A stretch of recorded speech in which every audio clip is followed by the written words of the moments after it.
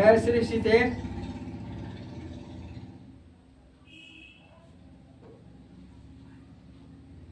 मन को युक्ति से संभाल लो तो बेड़ा पार हो जाएगा। इस शीर्षक से मैं आपके सामने एक पत्रिका के माध्यम से एक कथा सुना रहा हूँ।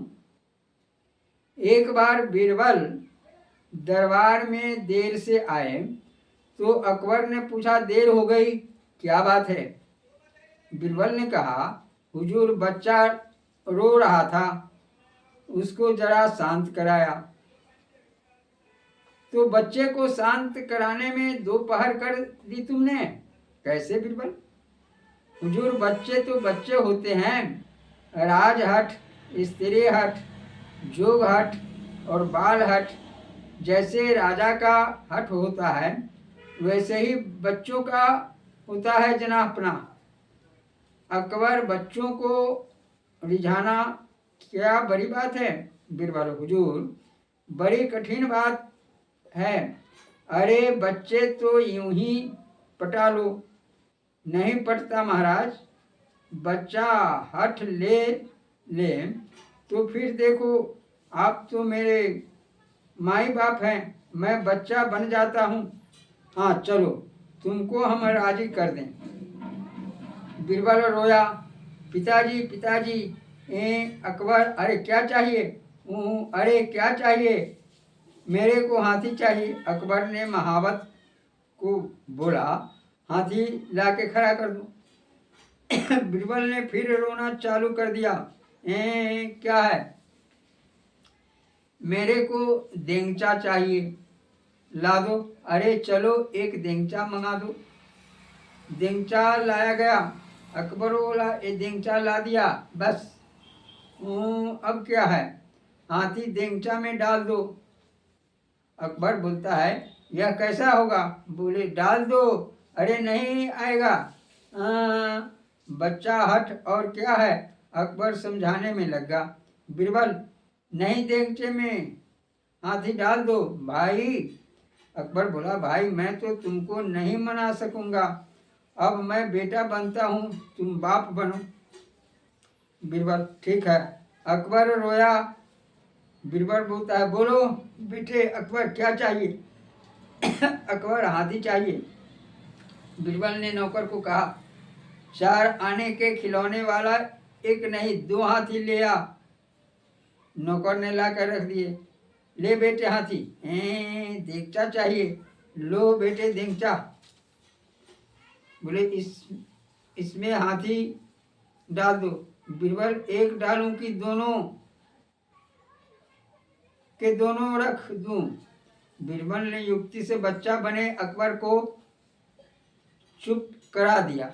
ऐसे ही मन भी बच्चा है।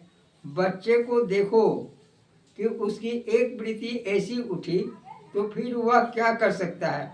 उसको ऐसे ही खिलौने दो जिन्हें आप सेट कर सको।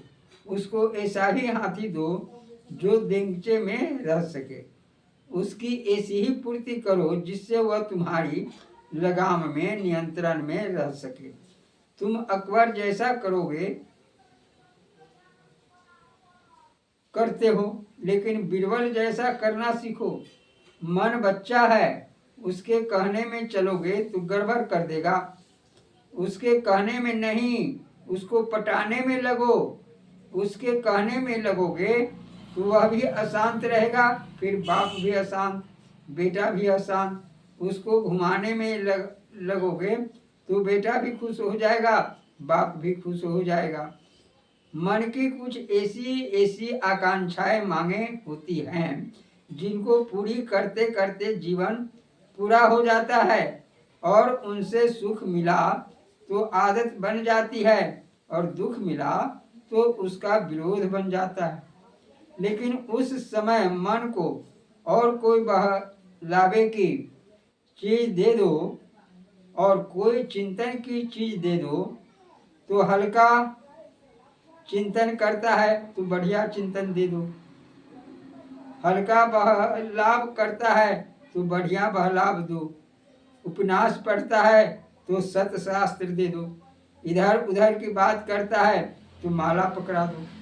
किसी का वस्त्र अलंकार देखकर आकर्षित होता है तो शरीर की नश्वरता का ख्याल करो।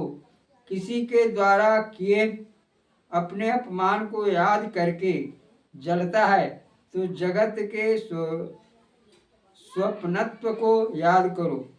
मन को ऐसे ही खिलौने दो जिससे वह आपको परेशान न करे। लोग जो मन में आया उसमें लग जाते हैं। मन में आया कि यह करूं तो कर दिया, मन में आया फैक्ट्री बनाने का तो खड़ा कर दी। मन करते करते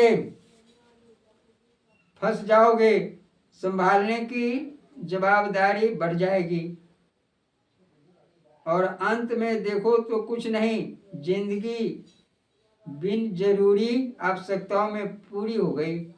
इसलिए संत कबीर ने कहा, साईं इतना दीजिए जामे कुटुंब समाए, मैं भी भूखा ना रहूं साधु न भूखा जाए।